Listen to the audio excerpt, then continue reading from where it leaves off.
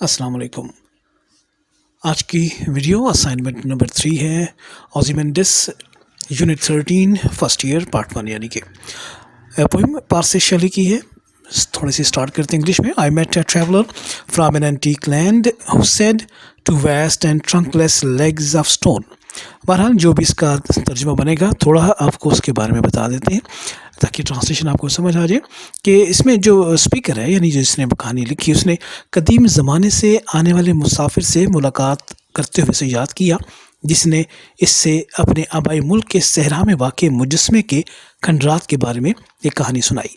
पत्थर की दो वसी टांगें जिस्म के बगैर खड़ी हैं, उनके करीब पत्थर के एक बड़े टुकड़े का सर रेत में पड़ा है। मुसाफिर ने मुकर्रर को बताया कि मुजस्मे के चेहरे पर तपिश और हकारत के ज़ालिमाना अहकामात इस बात का इशारा करते हैं कि मुजस्मा निगार मुजस्मे के मज़मून के जज्बात या ख़यालात को अच्छी तरह समझता है। इन जज्बात की याद से जान मुजस्मे पर मोहर से ज़िंदा रहती है। हालांकि मुजस्मा साज और इसका मज़मून दोनों ही अब मर चुके हैं। मुजस्मे के पैरों पर यह अल्फाज तहरीर हैं, मेरा नाम ओज़िमंडियस है, मैं बादशाहों का बादशाह हूँ।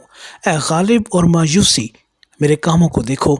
लेकिन मुजस्मे के गिरे हुए खंडरात ने उसके आसपास कुछ भी नहीं छोड़ा, ना ही उसके पास कुछ बचा। सिर्फ तन्हा और सतही रेत है जो उसके गिर्द फैली हुई है। तो ये इसका तर्जुमा है ओज़िमंडियस का। इसको पढ़िएगा, समझिएगा, दोबारा से तर्जुमा साथ लिखा हुआ भी है। इसको देखकर आपने ओज़िमंडियस को अच्छी तरह समझना है और उसके बाद फिर देखना है कि आप आगे क्वेश्चंस का आप लिख सकते हैं या नहीं लिख सकते, या उसको एक्सप्लेन कर सकते हैं या नहीं। इसके बाद नेक्स्ट क्वेश्चन की तरफ आते हैं जी। अब नंबर 2 क्वेश्चन करने से पहले जो उसका स्टैंजा अगर आप देख रहे होंगे, my name is Ozymandias king of kings, इसको कुछ पैराफ्रेज करना है या एक्सप्लेन करना है। इससे पहले थोड़ी सी इसके बारे में स्टोरी आपको बताएं कि शेली ने यह नज़म अपने दोस्त और एक साथी शायर था हॉरिस स्मिथ 1779 से 1849 तक उसकी एज और डेथ रही, उसके साथ एक दोस्ताना मुकाबले में लिखी थी, जिसने इसी उन्वान पर एक सोनेट भी लिखी थी। जो समिट की नज़म शेल के 3 हफ्तों बाद 1 फरवरी 1818 को एग्जामियर में शाया हुई थी। दोनों ही नज़में तारीख की तकदीर और वक्त की तबाहियों की खोज करती हैं, यहाँ तक कि सबसे बड़े मर्द जो सल्तनतें जो कभी मुस्तकबिल थीं वो हमेशा के लिए मुस्तकिल तौर पर गुमशुदा हो गई। तो बहरहाल वापस आते हैं। My name is Ozymandias king of kings, इसकी कुछ एक्सप्लेनेशन आपको बताते हैं कि these lines show the ironic fate of the king, यानी कि ये जो नज़म हम देख रहे हैं एक बादशाह की इंतहाई दर्दनाक की किस्मत के बारे में है। वो ये दावा करता है कि जो अज़मत है उसके बारे में जो शेखी मारता है वो कहता है ये उसकी बहुत बड़ी अचीवमेंट थी, बहुत बड़ी उसकी फ़तह थी। लेकिन अब काफ़ी काबिल रहम हालत में वो मुजस्मा मौजूद है और वो वजह साफ ज़ाहिर है कि वो ज़वाल का शिकार होकर रेत में धंस चुका है। ये जो मुजस्मा है ये एक लामहदूद और बिल्कुल वाज़ेह नज़र आता है कि सहरा के अंदर बिल्कुल मरकज़ में ये रेत के अंदर दबा पड़ा है। यहाँ पे बामुश्किल कोई शख्स जो उसको याद रखता होगा या उस मुजस्मे के बारे में कोई याद उसके जहन में होगी, चाहे जितना मर्ज़ी इसको मुरम्मत भी कर ली जाए, ना इसको कोई याद करेगा ना इसके कोई काम को याद करेगा। अपने वक्त का सबसे बड़ा और सबसे मशहूर ताकतवर बादशाह था, लेकिन वक्त ने ज़वाल में ले आया और उसके पास ना कोई ताकत है और ना कोई अज़मत है, और इस तरीके ज़वाल होने के बाद ये अपनी तमाम कदरें खो चुका है। कोई इसको अब याद रखने वाला भी नहीं है और ना ही कोई इसकी अज़मत को याद करने वाला और उसकी तारीफ़ करने वाला कोई शख्स मौजूद है। तो ये इसकी पैराफ्रेजिंग है, आपने इसको पढ़ना है, एक्सप्लेन करना है अपने अल्फाज में। अब आते हैं नेक्स्ट क्वेश्चन पर जिसमें क्वेश्चन आंसर्स आपको बताएंगे। ये बातें हैं नंबर नेक्स्ट क्वेश्चन की तरफ।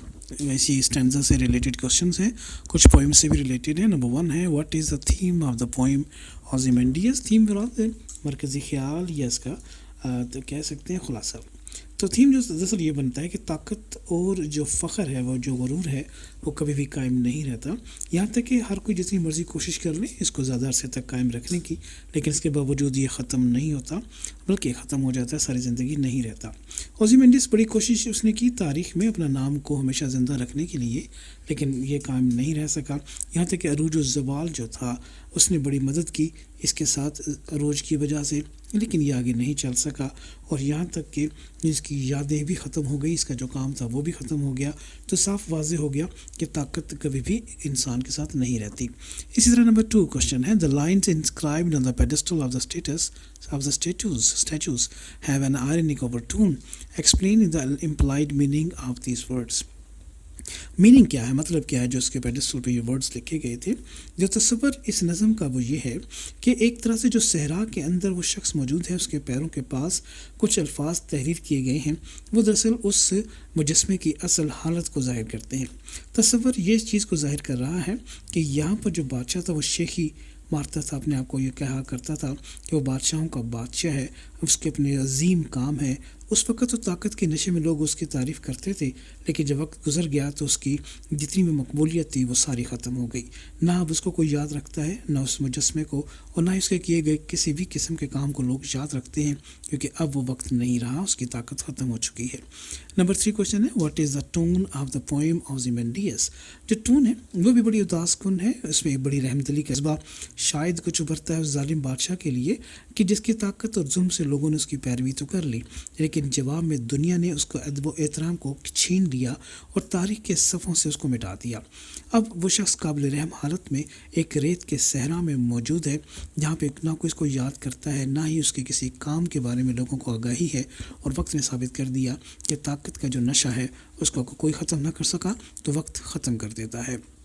تو یہ تھی تمام کچھ ایکسپلینیشن ہیں، کچھ اس کی ڈیفینیشنس تھیں اور کوشچن کے آنسرس تھے. آپ نے اپنی اسائنمنٹ کلیکٹ کر لینی ہے اور اس اسائنمنٹ کو سالو کرنا ہے. جو کچھ ایشوز ہوں گے اس کو بعد میں پھر بیٹھ کے سالو بھی کیا جا سکتا ہے. تو کچھ نہ کچھ امید ہے آپ کو سمجھ آیا ہوگا.